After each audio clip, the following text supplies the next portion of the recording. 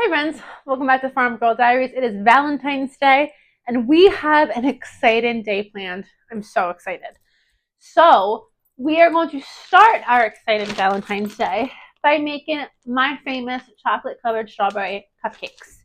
So I make these every Valentine's Day and I think they're delicious. So I started by yesterday making chocolate cupcakes. So I wanted to make them ahead of time, let them cool. And then today, we're going to turn them into chocolate covered strawberry cupcakes. So what I'm going to do is I'm not going to make this whole bag of chocolate covered strawberry cupcakes because we put like a mousse in the middle and I do pass them out. I do like gifts for them. But this is a lot of cupcakes that I can't gift this many before they will go bad. So I would say these cupcakes are best eaten within 3 days. After 3 days, probably even 2 days. After 2 days to 3 days, the strawberry that you put on top, unless you cover that strawberry in chocolate, which I don't do, I just put like a slice of raw strawberry on it. It starts to get a little watery. It kind of starts to seep into the chocolate on the top of the cupcake. And then we put a mousse in the middle of this cupcake, and that stays pretty good. That doesn't go bad. But maybe after a couple days, it gets a little bit more runny. So it's not as pretty of a cupcake after a couple of days. So let's do 2, 4, 6, 8. Let's do 10. And then the rest of these, maybe today, maybe, I don't know, I might freeze the rest of these actually. And then these can just be some chocolate covered, or not, peanut butter icing chocolate cupcakes. So I might freeze the rest of these because that's 2, 4, 6, 8, 9 cupcakes. Sometimes you just want a little chocolate, but you don't want a whole cake. And cake products freeze really great. So I have my cupcakes out. Let me move these over so you can see them. And I'm going to start. Let's put our sourdoughs in the freezer. I have 2 starters going now, and I have 2 loaves of bread on the counter proofing, so we can get these put away. Okay. So I did buy strawberries from the grocery store for this project. I never buy strawberries from the grocery store. Strawberries from the grocery store taste terrible. I'm sorry. They're just not good. They're not allowed to ripen on the vine. And as such, and I'll show you when I cut into these strawberries, they are white on the inside. And if they're white on the inside, they have no flavor. So I typically never, ever, I mean this, ever, buy strawberries from the grocery store. But I always make my allowance for these cupcakes. They're just not the same with frozen strawberries. So what I'm doing is I'm just putting a little well into the bottom of my cupcake for my mousse. Now, my mousse, I'm just going to use whipped topping, some strawberry jello mix, and then I find that whenever I want like a flavor of something, strawberry, raspberry, what makes it taste more like strawberry or raspberry is if you add just a little bit of cherry juice to it. I don't know why that's a thing, but that is a thing. So I'm just going to make the little well for the mousse. And then I have chocolate going in a double boiler on the stove. You then dip these, or I guess maybe you pour, so the mousse doesn't come out. You pour the chocolate over the top of your cupcake. And then top it. Oops, there's a hair. Top it with a sliced strawberry. And it is delicious. You would also, if you wanted to, do either like a chocolate covered strawberry on top just to get more chocolate flavor. I've drizzled some white chocolate over the strawberry too to give it a little bit more color. But I think we're just going to do the chocolate today for the icing or for the top of the cookie, and that's going to be about it. And then the other thing we're going to do today, which I'm so excited, is I should have a drum roll. I should have some sort of drum roll option. I'll do one. Is that a drum roll? I think Sawyer thought that was a drum roll. We are going to be starting our seeds. Today is seed starting day, and I am so excited. So I'm going to put my little tops aside. I'm gonna eat them. Eat them later when you guys aren't with me, so I don't feel the shame that I should feel. Okay.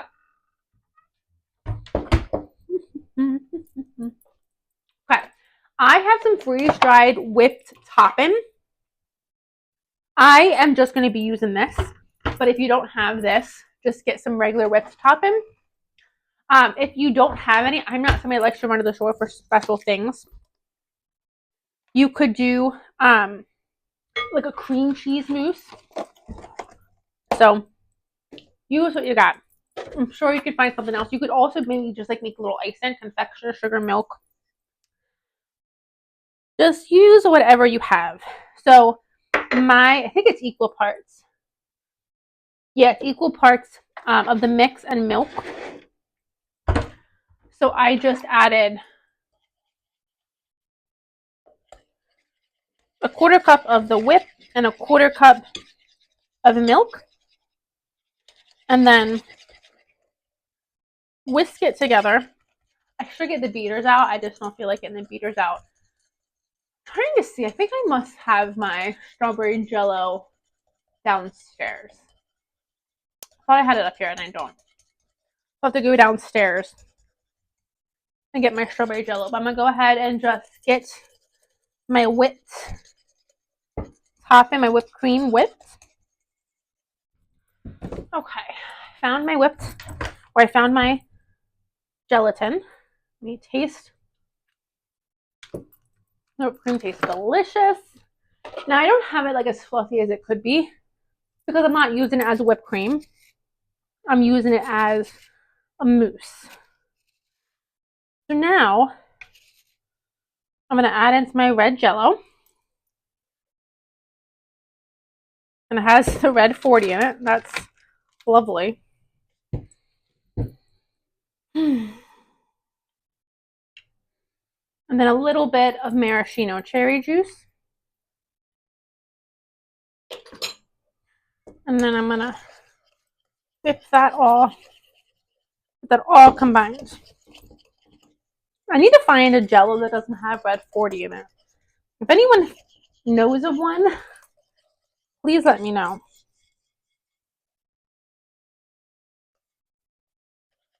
It makes it a really pretty pink color. You know, it's just giving you a little bit of cancer. But it tastes good.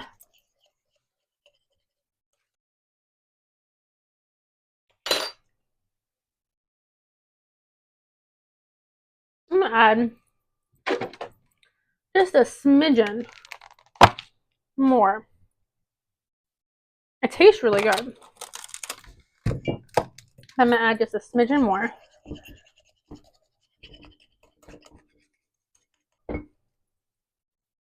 Give this one more taste.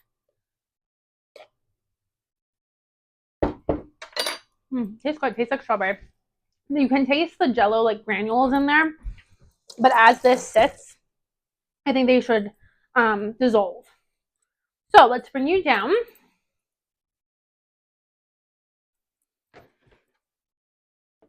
Our little muffins. Let me stir my chocolate. My chocolate is almost done. Look, I forgot this guy.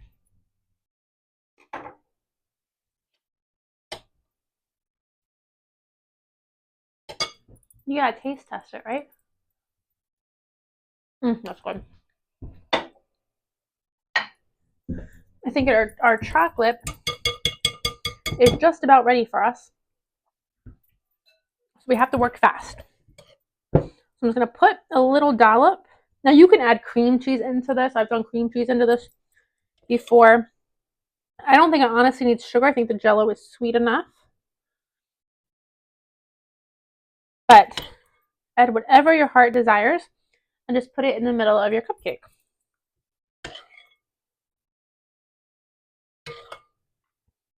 And I decided this time I want a little bit of fresh strawberry inside the cupcake too. So I'm going to take my strawberry. And so you can see how this one isn't terrible. But if you let the strawberry ripen on the vine, all of this is deep red. And they're just so much better. so much more flavor. If you've never had a vine ripened strawberry, make a goal for this summer to try one. It will blow your mind. It will absolutely blow your mind. I'm going to chop these up really small. And then I'm just going to put a few.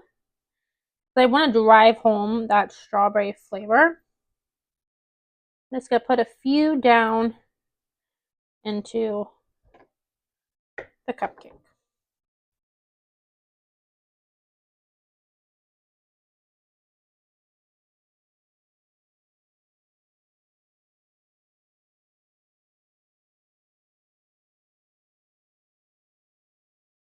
Let me get them all in there, and then we'll push them down. Like, look at that. It has like no flavor. It's so depressing.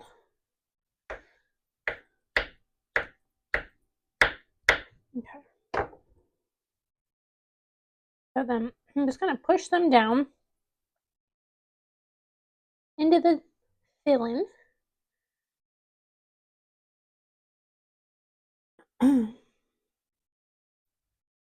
That looks great. Beautiful. Okay. Okay, my chocolate is just about melted. And for me to get chocolate melty, you have to add some sort of oil. So I just add some avocado oil to it. And then it gets like drizzly. If you wanted, you could pop these cupcakes in the freezer for 10 to 15 minutes just to get that mousse thicker. And then you can kind of like dip the cupcake. I am going to try my hand at just drizzling and spreading. Drizzling and letting gravity help.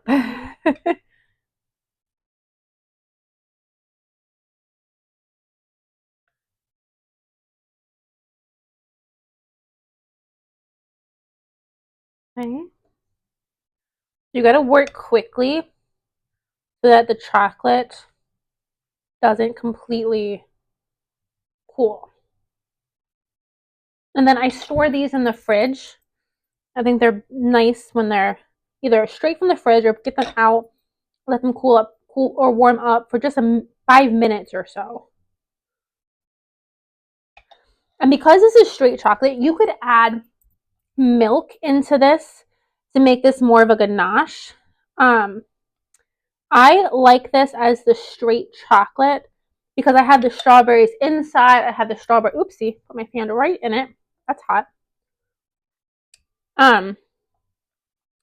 Because I have the strawberry, so it's more similar to eating like a chocolate covered strawberry. But because it is straight chocolate, I don't mound it up. I do leave it a little, not on the thin side, but more on the thin side. It's not going to be a tall iced cupcake. I'm going to try to find a riper strawberry. And now you can put the whole strawberry on them. I like to do just a slice. Just a slice.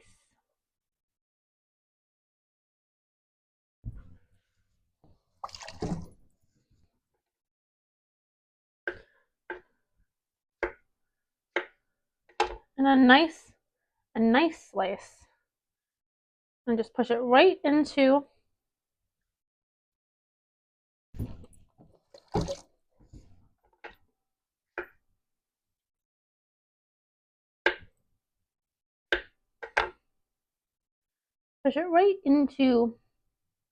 the chocolate.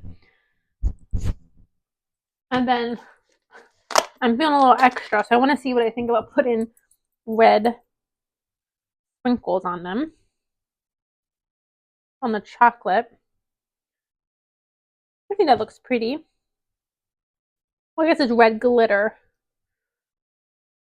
not red sprinkles.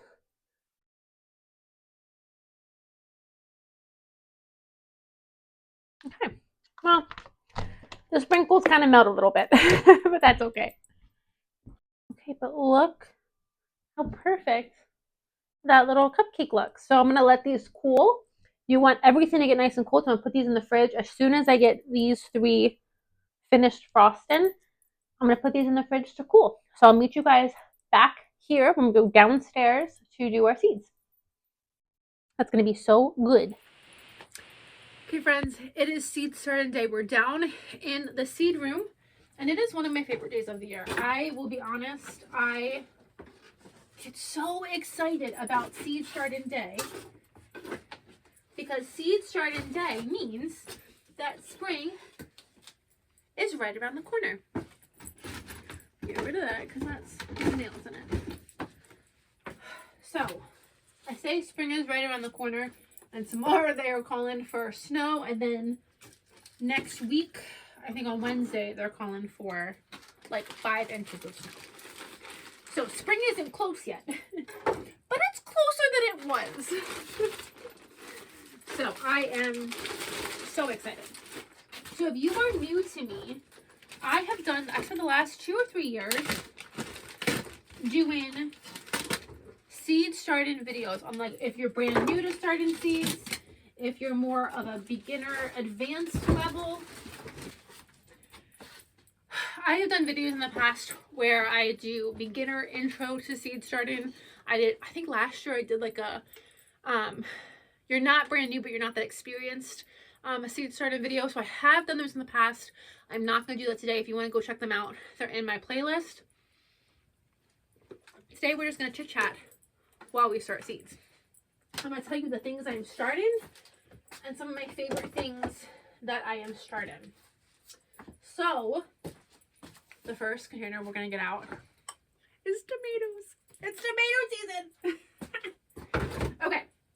So I will tell you some things as we get started here. So real quick, and I talked about this in my last video. Let me move you over. Talked about this in my last video. I like to start things in big containers and start a whole bunch of things at once. Instead of doing like individual cells. So, and I don't ever, oh, there's all my tags. I don't ever wash or sanitize. It works out fine for me. I think it's actually too big though. I don't want to use that one. So I am going to just be doing everything like I always do in containers and then bottom water in them. So I'm going to go ahead. I'm going to start by getting my containers filled up with soil and then just kind of sprinkling my seeds over it all at once.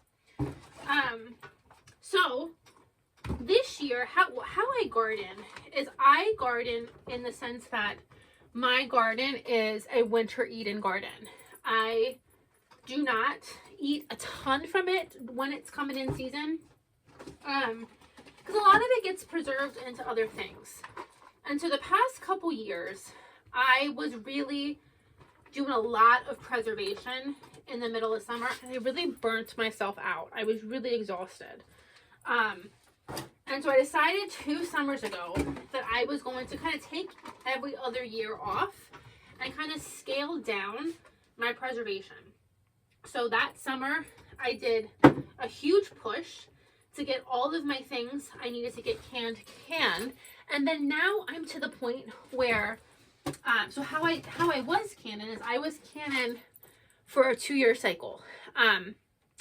Well, actually, no. I guess my goal was 2 years, and I was eating everything up within 1 year. So, like, to spaghetti sauce, for example, I was canning enough, but every single year I had to make new spaghetti sauce. And so, and it was everything. Everything ended up kind of being on a 1-year cycle, despite my goal of 1 to 2 years.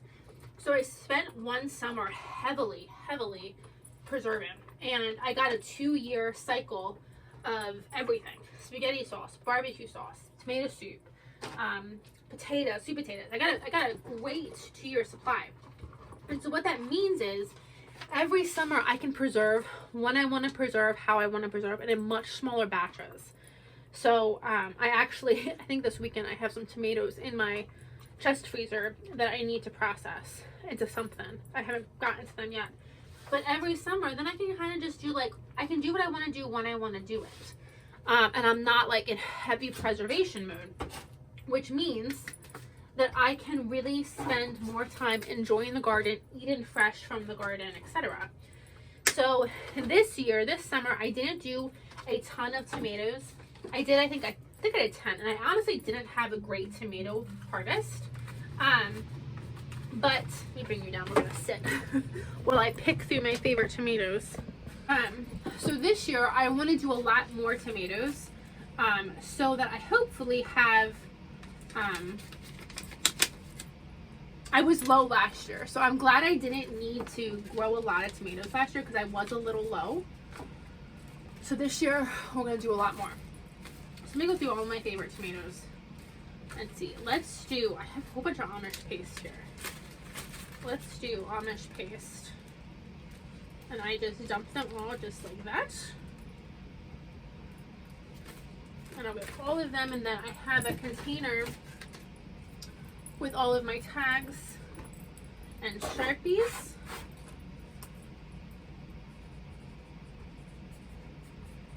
So Amish paste tomatoes, these are great for your sauces. An Amish paste tomato is a much denser tomato. It's not a watery tomato.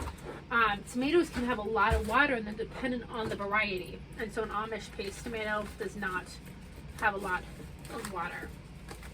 Oh my god, so many great things. Solar Flare is one of my favorites. It's so pretty. Oh, this is, no, Paul Robeson. Paul Robesons are really good. I think I might be out of Polly's.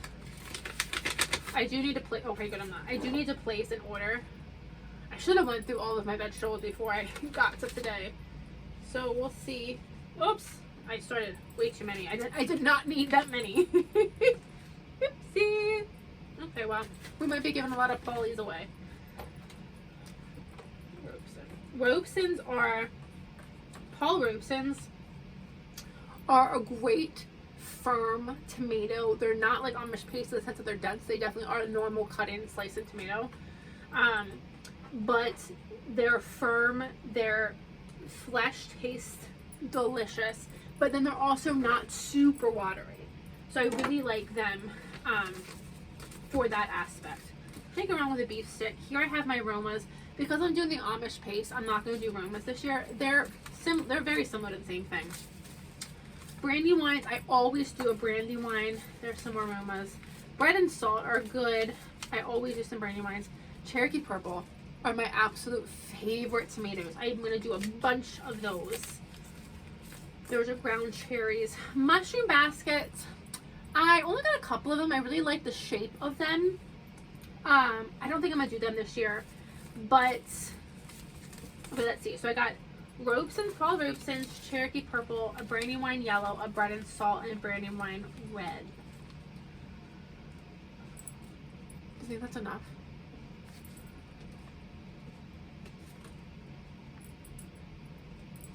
See, this is the hard part about starting seeds.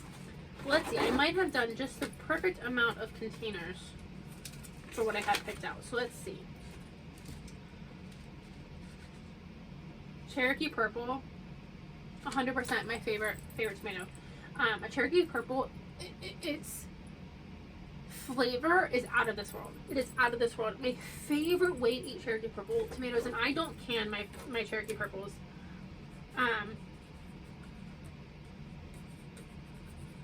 My favorite way to eat Cherokee Purples is either in a caprese salad. They have honestly so much flavor. Honest to God, it's unreal how much flavor they have. Or do brown some butter, slice a Cherokee Purple tomato. I'm out of my brandy wines. I have to order them. I'll put them to the side to order. Brown some butter, slice a Cherokee Purple, a little bit of flaky like pretzel salt on them.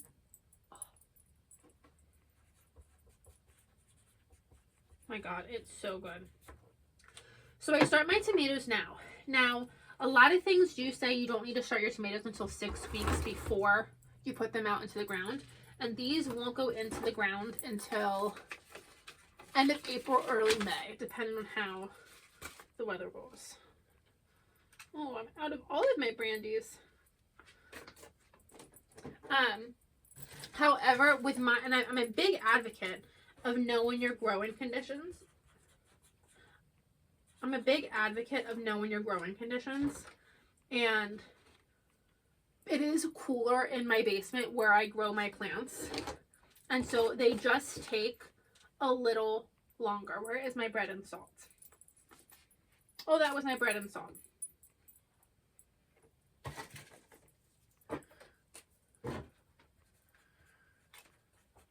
And so I've been doing this for a number of years at this point, and I kind of know that if I start my tomatoes now, I'll have nice size seedlings.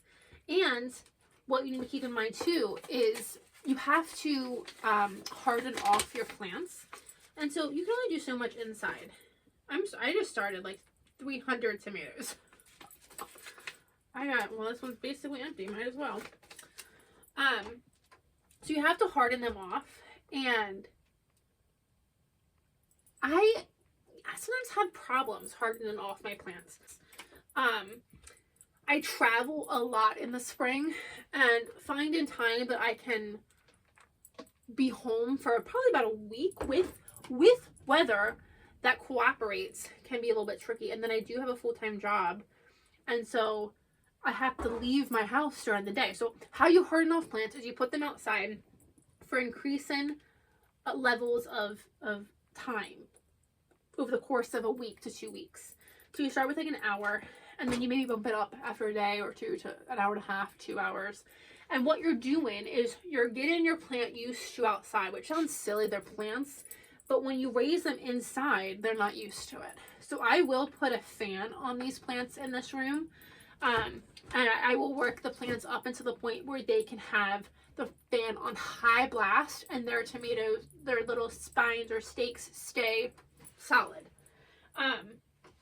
However, it's different when you get them outside.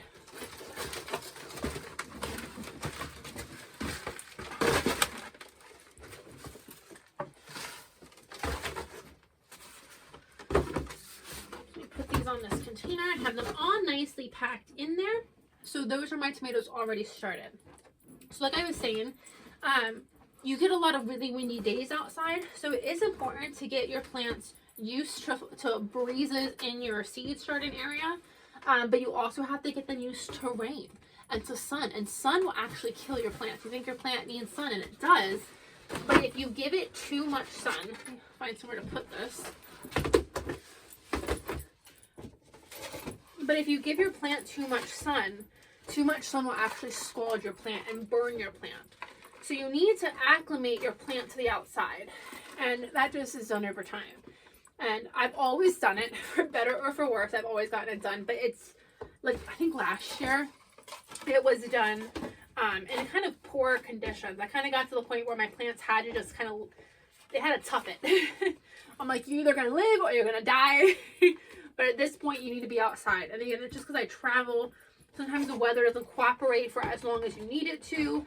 And it really is also hard on top of the traveling that I'm not home during the day. So I definitely plan it out where I'll maybe start on like a Wednesday. The second I get home, my plants go outside. And then I can work them up. Maybe I think I started on Monday. And then you can work them up throughout the week. The second you get home, you throw them outside. Now I'm throwing them outside at probably 4:30, 5 o'clock. It's getting dark around 7. So they only get about 2 hours. And then over the weekend, I can go a little bit more. And so if you have the weather, if you have the time, if you and you work and you're only home in the evenings, you can definitely make it take some time. So you can start on Monday and do an hour on Monday, an hour on Tuesday, maybe 2 hours on Wednesday, 2 hours on Thursday, and then Saturday and Sunday when you're home. I think I missed Friday. 3 hours on Friday, and then Saturday and Sunday you can do 3 to 4 hours on Saturday and Sunday. And then if you want to, you can take the whole next week, and if your weather cooperates, the whole next week, and still only stick to that 2 hours when you get home that you started maybe on Thursday. Put them out when you get home, put them in when it gets nighttime outside, that's fine. And then do a little bit more hours on Saturday and Sunday. The weather never cooperates that long. So at some point for me, I start them on Monday, like I said, 1 hour Monday, 1 hour Tuesday, 2 hours Wednesday, 2 hours Thursday. Friday they're out till dusk. And then typically on Saturday and Sunday, I get them out probably maybe around 1 or 2 o'clock, and then I leave them go until nighttime. So that might be 5 hours. I might jump it up at that point. And then, typically, again, if my weather cooperates on Monday, so a week after I started hardening them off, I'll leave them outside the whole day. But I will find a shaded area to put them. I will put them maybe under a tree or in the shade of the house so that they're not getting direct contact from the sun. When you harden them off, again, if you have time, if these are not issues that you have, you can put them, a lot of people do, they start them in the shade and they slowly move them to the sun. Because I don't have that time, when I'm hardening, my plants are in the direct sunlight. I'm doing an hour in direct sunlight and then I'm bringing them back inside. And so when you do that, if you see issues happening, definitely back it off. But your plants will adjust. And I plant extra knowing that I sometimes lose a few in the hardening off process. You also have to contend with things wanting to get your plants, like bunnies. I've had bunnies have a whole buffet when I'm hardening off my plants. So I always start extra because at some point you're going to lose plants. And one of the things about gardening is you just have to be okay with loss. It's okay. And one of my things that I always say is always just try to figure out why you lost something. Why did something die? There are 100% there's times where you just have a weak plant. And that's not anything to say to you. It's just the seed might be a little weak and that's okay. Sometimes you lose them because maybe you didn't give them enough water or food or nutrients. Typically I lose them because I either have weak plants or for me, I have definitely had things get leggy before. And legginess is not a big issue for me. I do have things get leggy. I typically plant them deeper and they're typically fine. Leggy happens when you don't give a plant enough light and it's reaching for the light. And so it just gets a longer stem than it needs. But we figure it out. Okay, so let's start here. So I think the big thing I wanted to get started was my tomatoes and my brassicas. So when we were together last time, we did start brassicas outside. I don't know if they're going to work. So I am going to start them inside too. So I'm going to do a whole bunch of broccoli. I do a lot of broccoli, so I 1000% overseeded that. And last year I had a really bad broccoli germination. I'm not sure why. So I am not, let me mark these while I'm remembering. So I am going to hopefully not have that issue again. And if you were here last year, it was just a bad year for brassicas. I had issues getting my broccoli to germinate. I got only a couple, so then I went and I bought broccoli, and then I had slugs. So this year, in about a month, when it gets a little bit warmer out, I'm going to really start working on getting rid of my slugs. My slugs destroyed my brassica crop last year. So I'm going to, and if you're not familiar, brassicas are broccoli, cabbages, and cauliflower. It's just like the group that they're labeled under. So last year I put Sluggo down. I definitely had success with Sluggo. I only did it once. I'm going to do like a lot more this time, and I'm thinking I'm going to do the entire yard. At the end of summer last year, when it would rain, my stoop would be covered with slugs. I'd have like 10 slugs. So I 1000% have a massive slug problem. I'm not sure why. But we are going to try to eradicate them. So I am going to do Sluggo, and they also like beer. So I'm going to put some cheap beer. It's a beer traps everywhere. And I'm going to start this in early March. I typically try to get these plants in the ground in mid-March, mid to late March. So we're going to try it and we're going to see what happens. So I'm going to give myself, give myself some time to try to get these suckers killed. before I put my plants in the ground. So even though, like I said, I planted broccoli and cabbage outside, I'm going to start them inside too, just in case. The outside was an experiment, so I don't know if it's going to work. And then I'm starting cauliflower. This year I'm doing, and last year I did purple and yellow cauliflower, and I had success. I'm going to do red cabbage. I haven't done red cabbage in a while, so let's do red cabbage.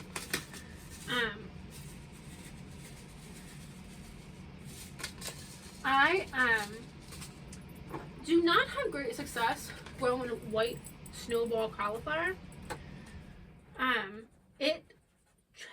I got a couple heads before. They yellowed. They didn't look nice. They didn't do well.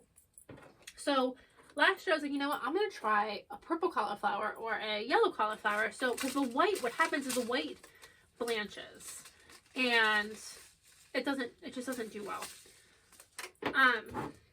So I'm like, I'm going to try this. And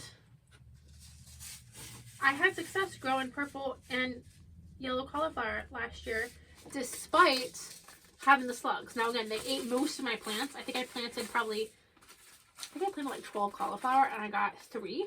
So they got most of my plants. But that's okay. Well, it's not okay, but I was able to grow purple and yellow cauliflower, and enough that I could actually harvest a nice sized head. So that's all I'm doing this year is purple and yellow. And then I'm also doing Brussels sprouts. I have never had success with Brussels sprouts, but this is the year. So Brussels sprouts take a very long time to grow. I plant them in March when I plant the rest of my brassicas, and they are typically one of the last things that I harvest. But the problem is I never get nice heads on them. I had heard up until this summer that when you have Brussels sprouts, you snap the leaves off. So like Brussels sprouts grow, I think I put it away. Brussels sprouts grow on a stalk. So you put your plant in the ground and it grows this big stalk, and then it has leaves at the top, and it has leaves the whole way along the stalk. But then in the stalk are all your little cabbage heads, your little Brussels sprouts. And so I'd always heard you snap off those leaves to make room for the Brussels. So I've done that. I've done that 2 times, and I've never really got my Brussels sprouts to do anything. Well, then last year I heard you have to snap off the top of the plant, and then that tells the plant to stop trying to put energy into like flowering, and it'll put energy into making your Brussels sprouts big. Now I've seen other people with Brussels sprouts, with successful Brussels sprouts, and they have the top on them still. But we're gonna try again because I do love Brussels sprouts, but they are so expensive to grow. So expensive to buy. So I need to figure out how to grow them. At this point, we just need to figure it out. So this is the year. Okay. So that quickly, we've been down here for 24 minutes together, and that quickly we have a whole bunch more things started. There we go. Let's get another one in here. Okay. I got 1 full tray.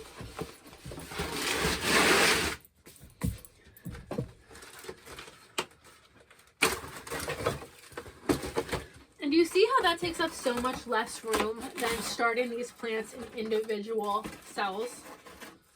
Oh, there's I need to order my onions too. So it's so much easier doing them this way than starting them in individual cells. Oh, there's Brussels sprouts and cabbage.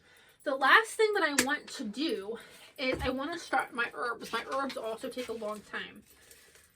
So there's dill, oregano.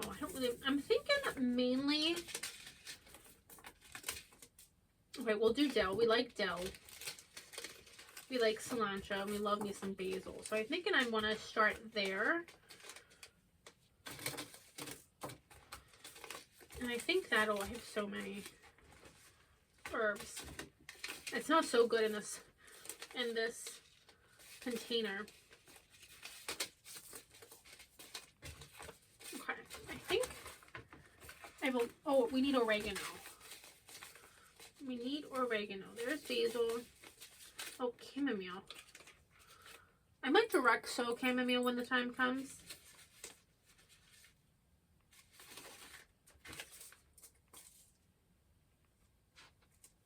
do some parsley. And then I know I have oregano somewhere. I just saw it, I thought.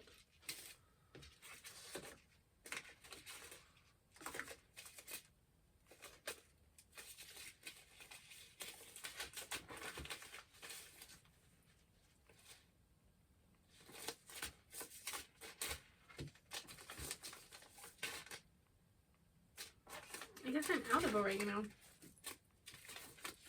I'll have to get some. Cilantro. Oh, there it is. I'm like, I know I have oregano. Yeah, that's it. Okay. Now these guys, I will start my herbs in smaller containers. So you can put these guys back. These are the perfect size. I save all the containers that either I get or my friends and family get, and I just reuse them. A lot of people do say you have to wash and sanitize them, and it's fine. I do get moss that grows. I do get the occasional, like, gnat, maybe. I had that when everything was brand new. So I'm not, honestly, no part of me thinks that it's because of the unwashed containers. You can get diseases. Diseases can come from if you don't wash and sanitize, but I haven't had any diseases, so I don't have anything I need to wash for. Okay, I think I have 1, 2, 3, I think I have 4. And herbs start off really small, so these small containers are perfect. Now, this is all I'm starting today. I'm not starting everything else. You might think there's a lot of other things that I could start, and there is. Today I do want to place my flower order. So we'll be back in a week or so with all my flowers. I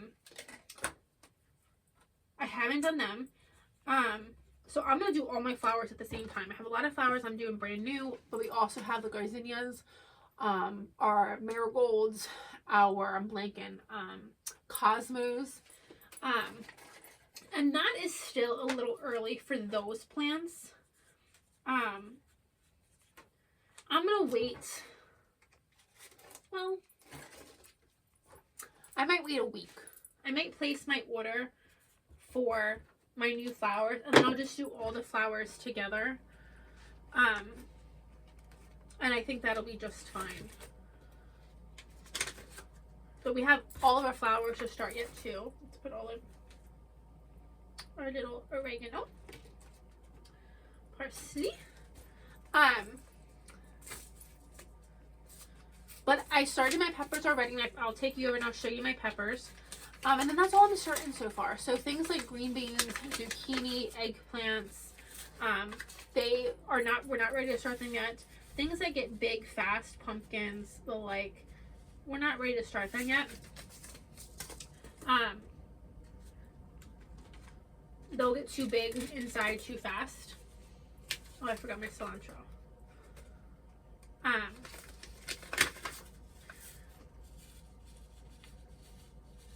So it's still too early to plant them. I'm going to start a lot of basil. I could have done basil in a bigger container. But yeah, so I think I have my peppers started, my tomatoes. We're going to wait on the zucchini and the green beans. I still have a couple different rounds of flowers we need to do. And like I said, I'll do them in about a week. And that'll be like my marigolds, my zinnias, my cosmos. My snapdragons I think are overwintering, so I don't think I'm going to start any more snapdragons. But I am placing an order, like I said, I am placing an order for a ton more flowers. Straw flowers, Lysianthus, status, I forget what else. So I have a whole big order of more flowers coming. So we'll just do all that together at the same time.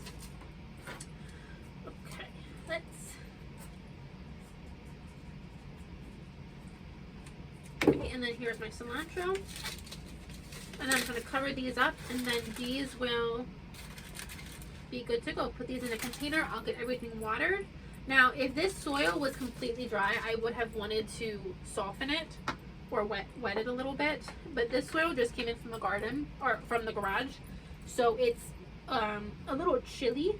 So it kind of makes it feel like it's a little bit damp. So I think this will soak up water completely fine. But if it was inside and dry, I would have wanted to get the soil nice and moist before planting it. And you really don't want to put a lot of soil. When you're covering your plants or you're covering your seeds, you only want to cover about 2 times the size of the seed. That's how deep you want the seed to be. So like this oregano, you can barely see the seed.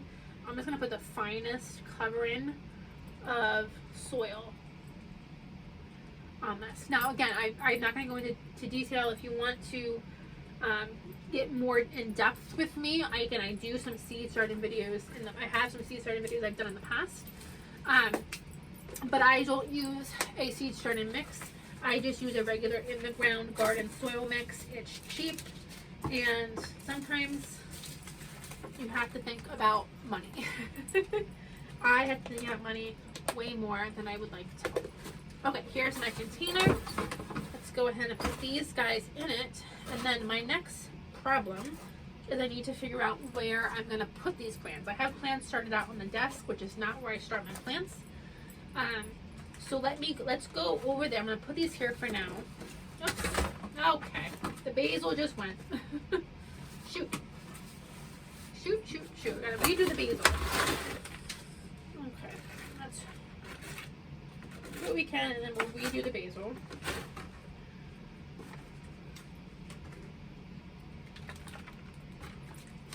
Luckily, I have a ton of basil.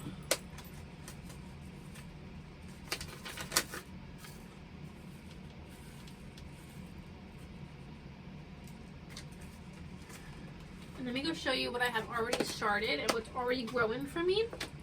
And then I might need to do a little switcheroo. Figure out where all of these things are living. They should live in here, but we'll see. So let's go see what's already growing. Okay, so let's start over here.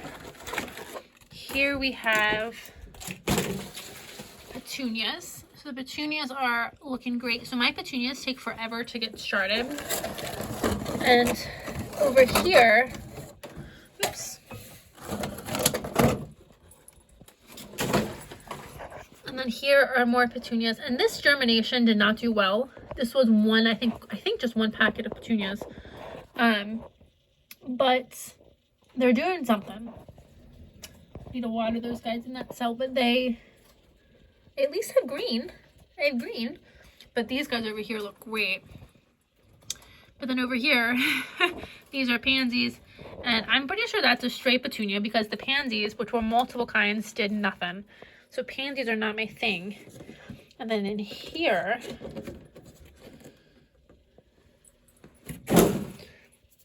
okay, so here are geraniums starting to pop up. My geraniums are like coming to the top of the soil, so I'm trying to cover them back up. But, oops, that one's coming. So they're still germinating. Let's get that one. Sometimes you gotta help them, just a little bit. And then my peppers are just starting to germinate. Happy birthday, little peppers. So those are the 2 that are germinating so far. And the ones in these containers have nothing. Oh, no, this is a bell pepper. Yeah, these guys have nothing. So I'm a little nervous why they're not starting. And then these are begonias. And again, I don't actually see anything in there yet either, and I don't really know why. So, oh, my jalapenos fell. So, cover those back up. The jalapenos might be making a move. They might be starting to do something. But we'll cover them back up. But yeah, so these guys, and this is a purple bell, and this is a paprika. So they're at least starting. And I think what they like about these containers is they're lower. And I have this on a heat mat. So they have warmer soil than these ones do. So these guys all need to get moved into the seed starting room. So let me do that, and I'll bring you along when I have everything set up. I'm all moved. And I have some extra space. So you'll see I have a spot there that's open still and a spot there. So those will be flowers when we start our flowers. And then up here, my petunias will hopefully be able to get potted up. And they're taking up a lot of space right now, but I'm hoping I can pot them up soon and they'll take up less space. So for this room, I have all of these lights on a timer, and I have them all so that they can be adjusted. I can move them up and down. So you can see this top one, I have it really low because my petunias actually should shorten that a little bit, but I have them really low for the petunias. And you can actually also, and I think I might do that for that one because that one's still too low for that light. But you can also raise them up. So I might put another tray underneath of them to raise them up closer to the light so they don't get too leggy. I was just thinking, and I thought I'd mention it, I didn't start any cherry tomatoes. I typically only do one of each kind of cherry tomato. I do a sun gold yellow, and I do just a regular cherry tomato. I just buy them from the grocery store. Cherry tomatoes are so prolific that one plant is more than enough. So I don't start those seeds myself just because it would take up too much space, and I don't need to start multiple. I just literally need one, so I just buy those myself. But this is exciting. And so I do love starting seeds. I like to spread it out as long as I can. So we still have our flowers we need to start. Like I said, I'll order those seeds today and we'll start those in about a week. And that's exciting. So by the time I'm starting my plants, it means spring is right around the corner. So I'm so excited to be able to hopefully be in the garden again. And I just love watching my plants grow. I come down here in the morning with my coffee and I check on them. And it's so exciting. So we're just going to stay tuned and see how fast these babies grow. And before you know it, we'll be putting them in the ground outside, and I cannot wait. So thank you guys for joining me, and I'll see you in the next video. Bye, friends.